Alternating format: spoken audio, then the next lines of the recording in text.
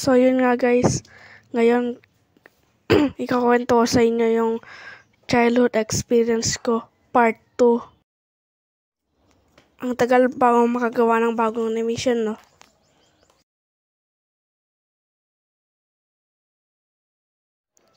Unang-una, hindi tinatapos ang pagkain. O yan, kainin mo na yan. Ma, ayaw ko na. Ay naku, ubusin mo na yan. Konti na lang, oh. Pero ma, ayoko na, busog na ako. O sige, wag mo nang ubusin yan. Pero wala mo nang maglalaro, ha. Pero ma, gusto kong maglalaro. Nandun na yung mga kalaro ko. Ayala, matulog ka dun sa sa bahay. Kaya dito ka na lang matulog, dun sa terrace. Magpahinga ka muna. Tapos tinitingnan mo yung mga kalaro mo, inggit ka hanggang nasa loob ka ng bahay natutulog. Oy, nasan pala si Joshua? Ay, baka nakapagilitan siya kasi hindi niya tinapos yung pagkain niya eh. Kaya hindi siya makapaglaro. Pangalawa, pupunta sa grocery store.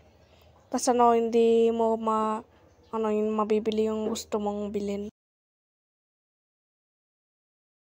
Uy, tingnan mo ang ganda ng laruan. Pwede ba natin itong bilhin?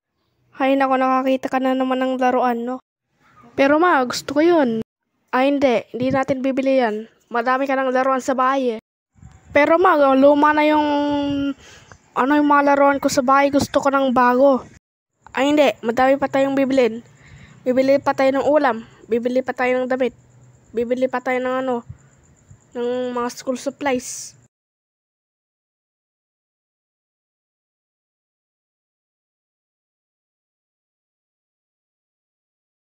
At ang pangatlo naman ay ang Children's Big Imagination.